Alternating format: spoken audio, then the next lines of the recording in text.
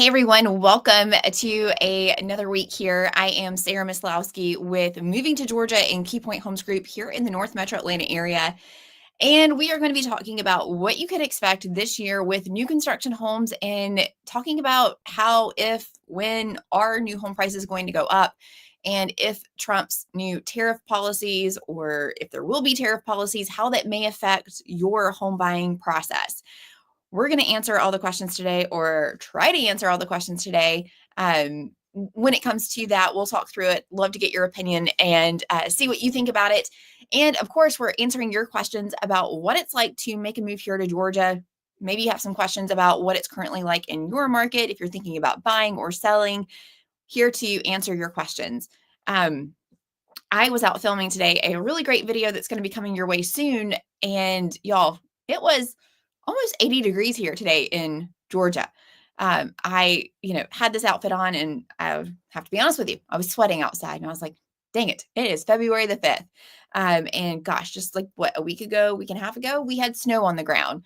So you hear me talk about the weather often here, and specifically talking about snow, I get very excited because we have snow usually one time a year. As someone who grew up in South Georgia, where I saw snow one time in my lifetime, and super excited about that. But we sadly had to go back to our hometown of where my husband grew up 2 weeks ago, when we had the second cold spell come through, and we actually had a little bit of flurries here in the area, but South Georgia and Middle Georgia got a ton of snow. And so we had to go back for a funeral, and driving to Douglas, Georgia is the name of the town, if you're familiar. And there was still snow on the ground there from where it snowed like 2 days ago. And I'd never thought in my wildest dreams that I would ever see snow that far down in South Georgia. So wild swings in the weather here, but getting a little bit of a hint of what it's like for spring and spring weather. I can definitely tell because I ran out of my allergy medicine, and I felt like my eyes were bothering me yesterday and the day before. I'm like, why is that? Why are my eyes feeling this way? And then I was like, oh, it's because you need more allergy medicine, and the pollen, and things are starting to happen whenever the weather gets warmer. So nothing that a good old Zyrtec allergy pill can't take care of. So welcome to the live stream. Let me know where you're watching from. I would love for you to say hello. Drop it down in the comments. If you have any questions about the real estate market or what it's like living here, let me know, because that is really the main purpose of these great live streams, is to interact and get your opinion and talk with you and help answer the questions that you may have, so that we can talk about it. So the live stream here was titled, how will, or what's going to happen to new construction prices. And 2 days ago, whenever Trump announced that there was going to be tariffs on Mexico and Canada, that sent the National Home Builders Association into a panic and a frenzy, because they were like, hey, we get a lot of our wood from Mexico and from Canada. So I'm going to share the letter. You probably, if you've watched the news, it's almost a little bit hard to not see this news. But here we go. So I think y'all can see that. Sorry. All right.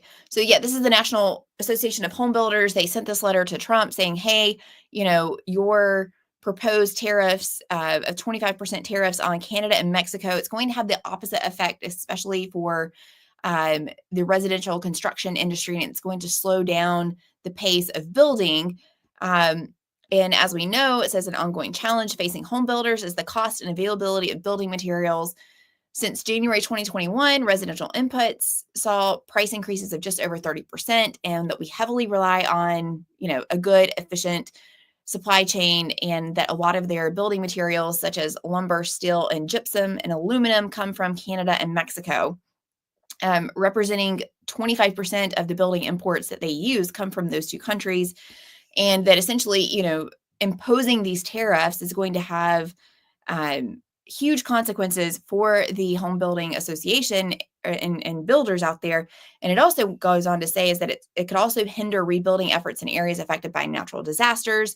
And we all know that, we want to get those areas up and running. So that caused a little bit of panic, especially amongst the home builders. And for me as a real estate agent, yeah, it made me think like, oh gosh, if you are in the market to buy a new home and specifically you want new construction, it's best to go ahead and get something that's currently out there, built, ready to go, because those builders are not going to absorb those costs. We definitely saw this during the pandemic when there were supply chain issues. We had a lot of buyers that were under contract for new construction homes. Some of those builders, and these were new construction homes that were currently in the process of being built, some of those builders had a clause in their contract that said, hey, if this happens, we can come back to you and say, if you want to continue purchasing this house that you have a contract on, it's now going to cost you $30,000 more. And they send you an amendment to sign to say, yep, you agree. And if you don't agree, then they'll let you out of the contract. And so we had several builders with clients at that time period that thankfully absorbed that cost and did not raise prices on their or on our clients. But we had one that definitely did, and the clients, which I don't blame them, said, yeah, no, we're not doing that. And so they canceled it. So these builders, whenever they have these increases in supply costs, they pass that directly along to the consumer. So having, higher costs for building materials obviously will lead to higher home prices. Now, thankfully, Trump came out and put a pause on this for 30 days. And so obviously the National Association of Home Builders, celebrated that, and they breathed a sigh of relief that these tariffs were put on hold. And I guess we'll wait to see what happens. But I think ultimately at the end of the day, the right thing will happen. And I don't think yeah. So I think ultimately, end of the day, the right thing will happen. And this will hopefully not affect new home prices. And maybe there might be some exemptions in the tariffs for building materials, fingers crossed, if they do come to fruition. So definitely something to think about, though. If you are in the market for a new construction home, um, you know, I would say, hey, let's find something now and see if we can get that under contract, because we don't want a situation where if tariffs are added and there's not exemptions, um, you know, even if home builders don't increase current home prices for current builds, this could be something where some builders will pull back on their building of houses, and they may say, hey, this doesn't really feel like the right market to go start new communities or to add the second phase to the current community that we have. And that in turn is just going to lead to less houses being built, which you may be thinking like, oh, it feels like we have a ton of homes out there right now being built. The fact of the matter is, and I don't have the graphic teed up for this, but because of not the pandemic, but because of the housing market crash in 2006, 2007, a lot of home builders went out of business. Home builders got scared. They pulled way back because of that housing market crash. And we have consistently been underbuilding from the amount of homes that used to be built prior to that market crash to now. We're still not up to the levels of which we need home builders to build. So this will only, contract the market and cause further pain long term, which keeps home prices high. And that's part of the reason that despite higher interest rates right now, home prices throughout the country have not really adjusted much. And that's because we have a limited supply of homes and a lot more demand, even despite these factors. So something to keep in mind. And this is one of those things where we're going to have to, sit along and go for the ride and watch to see what happens. And it's good to be mindful and keep these things in mind, that there may be some mitigation that we can do on the front end, but maybe not. So we just have to, pay attention and watch out. Victor is joining us from a slightly soggy Los Angeles. I saw a headline where it said a Pineapple Express rain event. I don't know what that means. I meant to go look into that because I was like, oh, I know Pineapple Express was a movie, but I didn't know that was a weather term. So you'll have to educate me on that if you know what it is, because I certainly don't, but I did see a headline of that. Okay, what else is happening here in the real estate market that you need to know?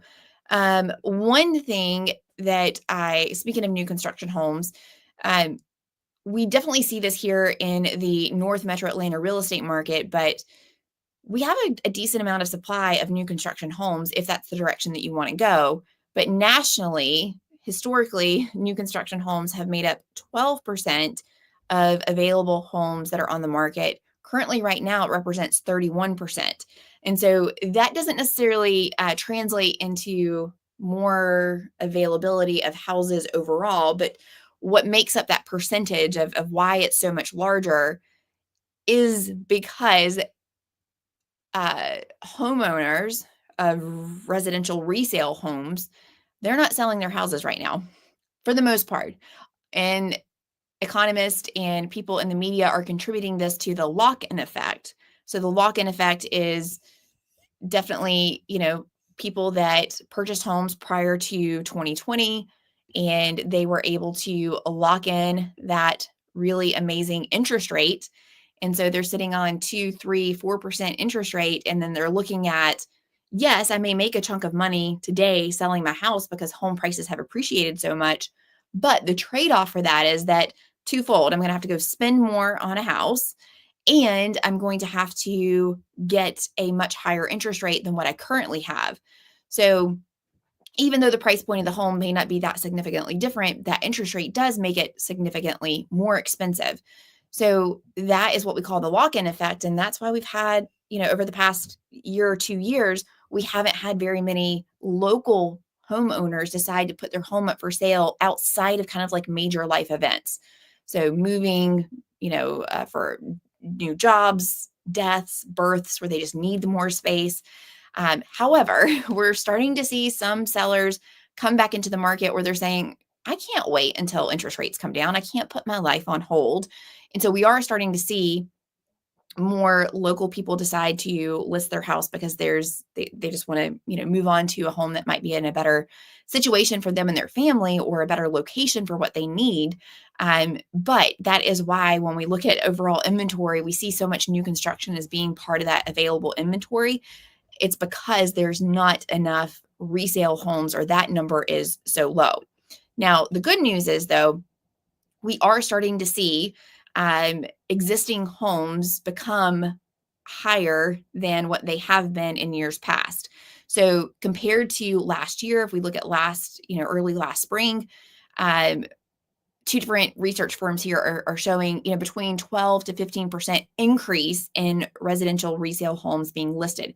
This is great news. So this means that whenever you come for your house hunting visit or you're thinking about making a move and you're looking at all of your available options, you're going to see more resale homes. And so this is definitely a good sign. And this puts a little bit of a lower pressure on home prices, which ultimately right now kind of coupled with interest rates can be a really great thing. So this is a good thing to keep in mind. Frank says, if new construction homes become more expensive, then the rest of the market should follow. Yes. So builders are always going to, new home construction is for the most part going to be a little bit more expensive than a resale house. But yes, they go hand in hand. I guess if new construction homes became more expensive because of building cost materials, um, that's a good question. I don't know how that would affect residential resale homes. I think it would help somewhat in the appreciation, but I think it's just going to become like a trade-off. You can get more house for your money and a better value with a resale home versus new construction. So right now, when I have clients that are considering both, we kind of look at those trade-offs. We may have similarly priced homes, but usually with that new construction, you're going to get a much smaller yard. You're, for the most part, definitely going to be in a neighborhood with an HOA. And be closer to your neighbors. Whereas with a resale home, you might be able to get a little bit more square footage, a little bit more yard space, a little bit more space in between your neighbors' homes. And so all things considered being equal, if those homes are priced very similarly, kind of comes down to like your own personal preferences, wants, and needs, right? And you might say, hey, it's worth it for us to go buy that brand new house that I don't have to worry about the roof or the hot water heater or the HVAC system. And so you get that, or you're willing to pay maybe a couple $1,000s more. If we have an increase in home prices due to tariffs and things like this, and now all of a sudden, that home becomes 20,000 more dollars because of the inputs that it costs to build that house, that resale home, although it might have a little bit of upward momentum in that price point, it's definitely not going to be the same that a home builder would pass along. So, um, great question. Yeah, I love it.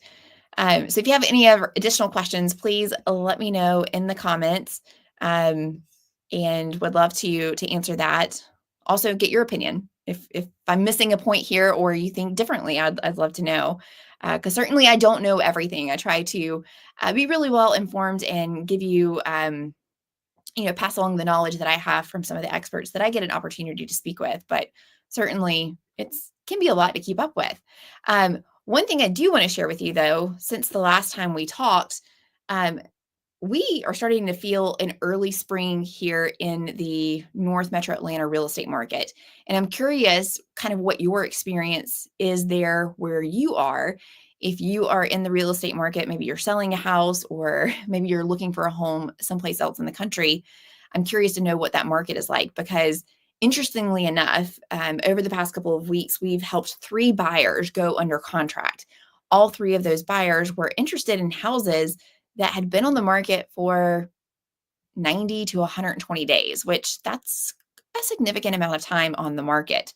And in each of those 3 different scenarios, when we, went and saw the home and then got ready to prepare an offer and had that final conversation with the agent's like, "Hey, you're now one of 2 or 3 offers on this house."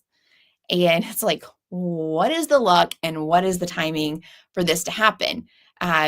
But even with a listing for a seller that I'm helping right now, they, we've been on the market for a little bit longer than what we would like. And all of a sudden, we get a flurry of activity and a multiple offer situation on the sale of their house.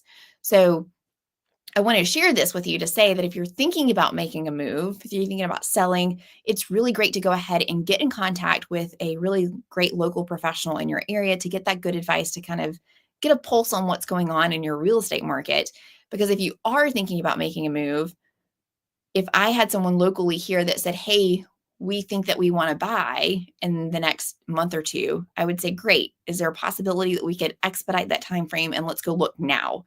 Because if the competition or if the amount of buyers that the market here locally has seen over the past couple of weeks is any indicator of what we have coming up here in the spring, well, it's going to be in for a busy, busy ride. So, getting into the market a little bit early can help, and it certainly, or at least can give you a little bit more time to be more prepared and have a little bit more breathing room to see more options that are available to you.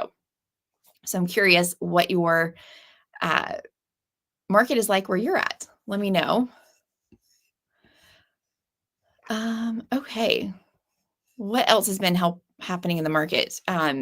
If y'all are not following me on Instagram or Facebook, I encourage you to go friend me on there. I saw today a new construction house that had to have had one of the weirdest features in this home that I've ever seen. And I featured that on my Instagram. I love to kind of share whenever I come across some unique or quirky things in a house. Um, this house had a hall. No, it wasn't a hall. It was a closet in a room that could have been a hallway because it was so long and straight and a bit narrow. And it was the weirdest thing. Like you could bowl in that closet, and I'm not exaggerating. So you got to go check out my Instagram story to see that. And that's going to be featured in a video also that we have coming up here on the channel, so you can see it there as well. All right. If you saw the video from last week on the channel, I live in the town of Gainesville. My husband and I moved here 11 years ago. Cannot believe it's been 11 years. And this is the longest place I've ever lived as an adult, which, that's great. I love that we found a place that we can put down roots. And, when we went back home to South Georgia, I was like, wow.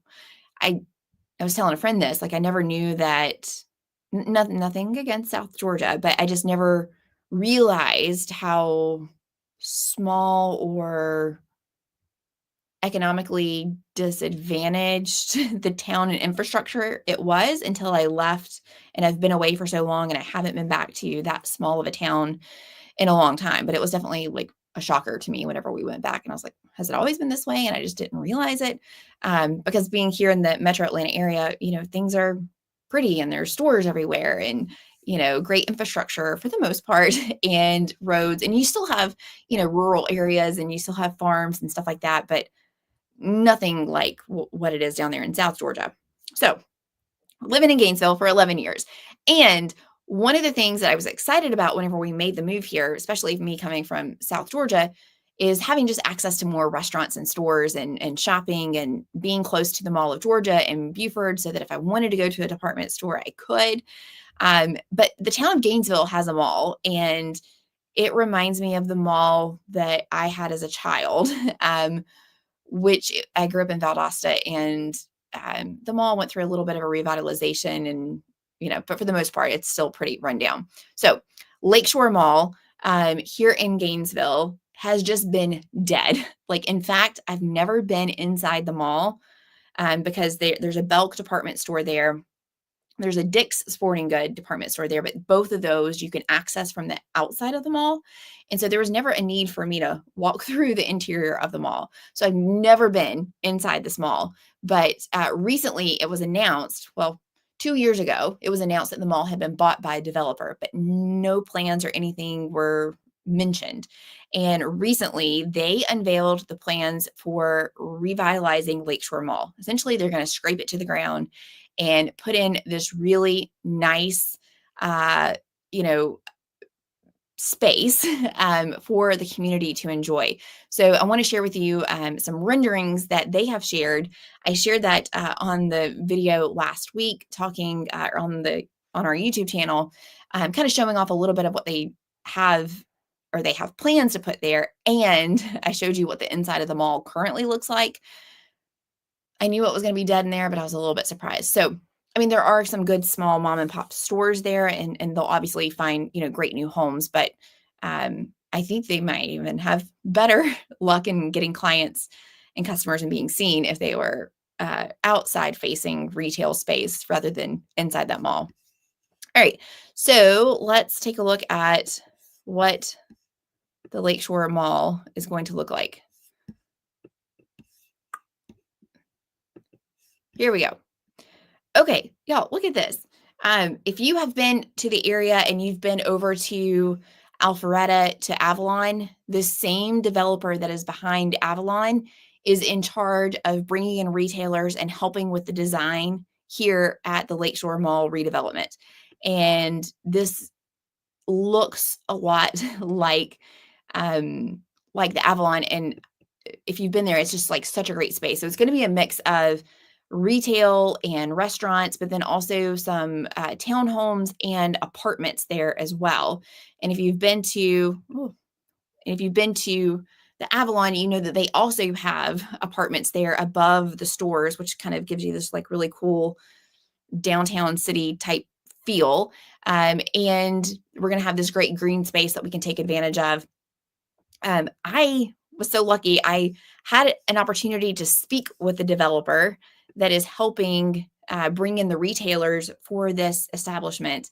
And he was like, hey, give me some ideas of like, what do your clients ask for? What do they want whenever they are coming here? And it was so refreshing to be able to share with him some of the things that I most think that the Gainesville needs, or the things that I hear from citizens that live here in the area of what we need. But the good thing is that this is not going to be another cookie cutter, run of the mill, let's bring in a bunch of chain restaurants type establishment. They're looking at bringing in unique restaurant owners to fill these spaces and provide a really unique experience for the community. Now, the downside is this is going to take a long time to develop. Good news, we've broken through and gotten through the hurdles with the county and the city of getting that redevelopment plan approved. So all signs are a go. Now it's just getting everything in motion. They're scheduled to break ground fall of next year.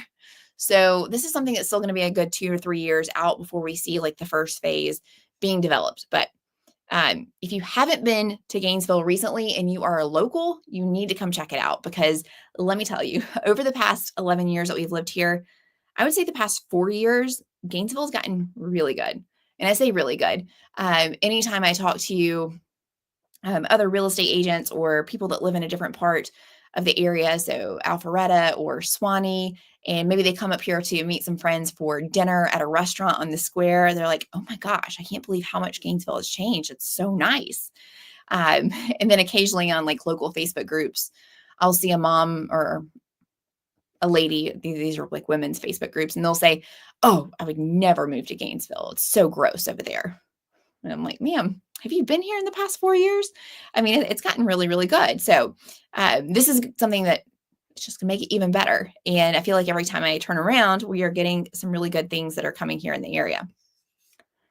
Michael, you just signed a contract to build a house and you just got framed. Yes, you should be in the clear because the framing materials and stuff like that is already purchased and not affected. So that is good that this will not affect you. So yeah, good job.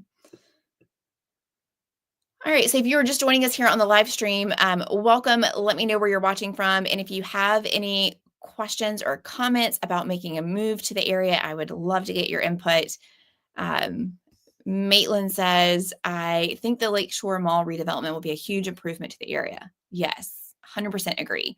I think that's like the last thing, no, maybe one of the last things that like the Gainesville area is really needing. One is a good like outdoor shopping center area. And then I think the second thing that we would love to see here locally is like a specialty grocery store, like a Trader Joe's or a Whole Foods or a Sprouts, something like that. Like that's the last thing that I would be happy as a clam. I mean, I'm already happy, but I would really love it if we had those two things, and we're getting one. So feels like the other should be not far behind, right? Um, so if you're local and you're watching this here in Gainesville, let me know what you would like to see in the town or what you think is missing to kind of make it great. We do have a Sam's here. This is on my mind because I was thinking about the town of Cumming. They have a Costco, which I know is not a specialty grocery store, but it's, it's a thing that's a huge staple in a lot of people's lives. So you have the advantage of having a Costco and they have a Sprouts. They're also like 15, 20 minutes away from a Trader Joe's, which is really nice. And here in Gainesville, we have a Sam's Club, but the closest Costco is about 30 minutes away. Today, I just discovered that you can Instacart Costco same day. And if you've ever been to a Costco around here, I don't know if it's like this where you live, they are always so busy, so packed. It doesn't matter what time of day you go. And, sometimes like you want the essentials that you get at Costco, but you don't want to deal with the people of Costco and, you have to like mentally prepare yourself. So I feel like a genius for figuring out and getting my Costco order delivered today. So if you didn't know that, Costco orders that. And there's a $15 off coupon right now through the end of February that'll give you $15 off your delivery same day for being a Costco member, which I was happy about that too. Who doesn't like to save some money? All right, let me know if you have any questions. I love to answer questions and give you some insight. One of the great things is that it feels just like everywhere you turn here in the Metro Atlanta area, there are lots of great new construction developments happening, retail developments happening, new businesses coming in. And so that is just really fantastic for the area because you always have something new to try. Hopefully the Georgia Department of Transportation is thinking of widening 985 before this development happens. Yeah, I don't think that's going to happen. And the local Gainesville people, transportation department, I don't know who's in charge of it, but they're definitely going to have to figure out a traffic pattern plan for this area because the stretch of land that kind of or the road that goes in front of the Lakeshore Mall is Dawsonville Highway, which I think it turns into a different name once you get in front of the mall. But that area can get pretty backed up with traffic, especially on the weekends, for sure during holiday traffic. We live not too far from there, and normally it takes us like 4 or 5 minutes to get from our house to Publix grocery store. And when it's the holiday season, going that stretch of a mile and a half can take 15 minutes. And, you may be thinking like, oh, that's not that bad. But um, ask my husband. He thinks it's the worst thing ever. And he's like, let's move. And I'm like, no, I'm never moving. I love being right here. He would rather live out in the middle of the woods on a cabin and have to drive 40 minutes to a grocery store. And that's not me. So, but yes, there's lots of road work going on everywhere, and it feels like a never-ending project, but not around 985. So we'll see. I'm sure eventually that will happen. Thanks for that comment. All right. So if you have any questions about making a move here to Georgia or have any questions about the real estate market, please let me know. Drop those in the comments and I will, do my best to answer those for you. If you're thinking about making a move here to Georgia, I would love to be your real estate agent. And if it's an area that I don't serve, I'm going to recommend a really great real estate agent to you, because the worst thing is getting stuck or, thinking that you're picked a great agent, but then come to find out they don't really know the area or they don't have much experience in real estate. So I want to make sure that you're in really good hands and have some great connections across the state and have the ability to kind of help you research that and give a really great name to you. So feel free to reach out to me if you need a great recommendation. You're going to find my contact information directly below this video. There's also a link there where you can schedule a call with me and my team, and that kind of kicks everything off. And you might be asking yourself, like, I feel like it might be too early to do that. And sometimes it can't be too early. So, like, if you're thinking about making a move in 5 years, well, here's some great videos for you to watch, and I'm going to keep you updated on what's happening. And, oftentimes I have, clients that want to start talking home prices, or they talk about their budget. And it's like, I love you. Thank you for reaching out. And I don't think there's going to be a $400,000 house here in the next 5 years. So that's just something to keep in mind. However, a lot of times if you're a year out, that is the perfect time to make this connection for us to kind of help start giving you some guidance and help preparing you and answering your questions about what that could be like to make a move here. So would love to go ahead and help you, and you can book a call with us using that link below. And of course, if you're not subscribed to the channel, please do that, because every single Monday we put out a really great video about the area, and I want to make sure that you get notified about that. Are new construction still highly incentivized right now? Yes, and it depends on the area. So we still have some really good hotspots like Alpharetta and Cumming, and we still have, and even in pockets of those areas, you still have some builders that are sitting on some inventory. And the builders that are sitting on inventory, they want to get it sold. And so this is the perfect time to kind of take advantage of that. Sometimes you'll see these builders say, hey, here's $15,000 any way you want to use it. And that could either be off the price of the house, that could be to use it to buy down the interest rate. You could divvy that up however. And so there's some really, really great strategies to use with new construction homes, especially when builders are offering those types of incentives. Sometimes even when I'm having consults with clients and they tell me what their budget is in the area, mostly they're kind of looking at resale homes. And I say, hey, have you ever considered a new construction house? And the conversation is like, yeah, but that seems out of our price point. Well, with some of these great incentives that builders are offering, and if we can take that chunk of money and use it to do a permanent rate buy down on your house, then that new construction home could end up being more affordable than a lower priced resale home.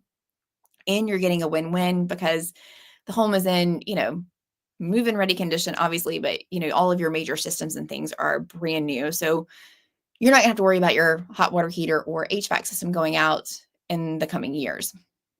So great question. So there are still great pockets of builders that are offering some really great incentives, and you have to make sure that you know how to negotiate, even if they're not offering incentives. That's not always a no. T Hoove is watching from Chicago. Welcome. We've helped quite a few people in the Chicago suburbs over the past 6 months relocate here to the area. So I appreciate you watching. I have a really great friend that lives in Chicago, and I saw a home last year and I was like, oh, that is so affordable. That can make for a great investment property. And what would that rent for? They told me what the rent was. I was like running the numbers on my phone. I was like, hey, this could be a really good deal. And then I was like, wait, what are the taxes?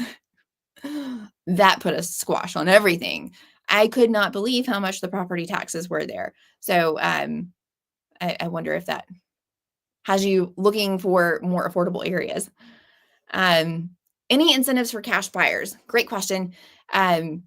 Yes, and in the instance where you have cash with new construction, oftentimes you're just going to take that chunk of money and use it off of the cost of the house.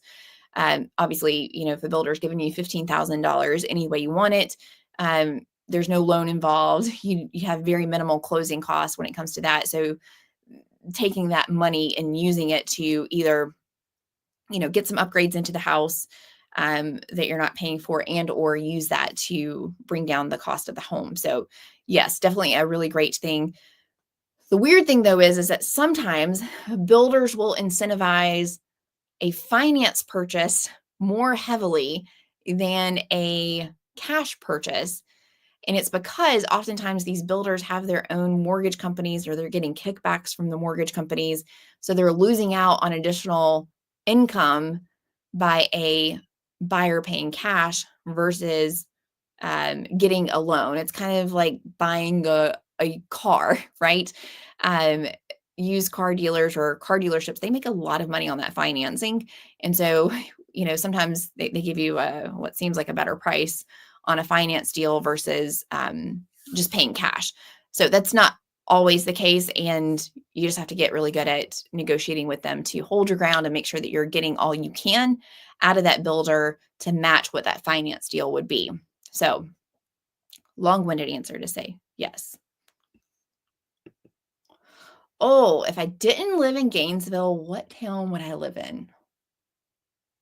That is a great question. Um, I think I would live in Cumming, or no, I don't know. God, that's a good one. I really, really, really like or have these visions whenever I go to like downtown Alpharetta or downtown Duluth. I'm like, wow, it would be so cool to live in one of these little side streets where you can walk to dinner, walk to the coffee shop, walk to parks. So that seems really cool to me. I just don't know if I would like all the other traffic that comes along with it. Um, yeah, that would be frustrating to have to deal with all that. And maybe if we didn't have, dogs and needed a big yard, that sort of thing. Yeah, in another life, I would live in a cute little downtown area like that. That would be my ideal situation. All right. So everyone, thank you for joining us tonight. If you have any final questions, get those in and I'll make sure that we can get those answered for you today. Obviously, if you're thinking about making a move, love to help you. And if you are needing a recommendation for a great real estate agent in Georgia or elsewhere, heck, we've got great people all over. I would love to help get you connected with someone really, really great. So if you haven't checked us out on Google, we have over 125 five-star reviews. So I would love for you to check that out. And if you've had the pleasure of working with us, please go leave that review. I have a goal to get to 150 here soon. So that's important to me. All right. Well, I greatly appreciate everyone joining us tonight. We do these live streams the first and third Wednesday of every single month. New videos every single Monday on the YouTube channel. You can also find my team and I over on Instagram, where I am on the search to give you all the latest and greatest news about new businesses and restaurants and great, exciting things that are opening here in the area that you need to know about. And the bonus is that oftentimes I'm going to have an excuse to try out the really great food. What area would you recommend? Your budget is about $215. So I would take a look at the suburbs of Augusta or some of the little towns around Augusta, Georgia. That is a fantastic town that has a lot going for it. And there's some real pockets of affordability where you can find homes in the 200,000 range. You can also find that price point down in the Macon area, Warner Robins, and look in Valdosta. So Valdosta is way South Georgia, but it's a great college town. You're close to a lot of stuff in Florida, a few hours away from the beaches, 2 hours from Jacksonville, an hour from Tallahassee. So if you needed, access to some bigger things or a larger airport, you have access to that. But there's some really, really great affordable things down there. And it's a really great, bigger, small town that you should check out. So those are the areas here, at least here in Georgia, that I would suggest. That's really my area of expertise. And I don't know elsewhere, but I'm assuming you mean Georgia. So great question. All right. Thank you, everybody, for joining us on the live stream tonight. I will see you on the next live stream and here on YouTube. Thanks for joining us.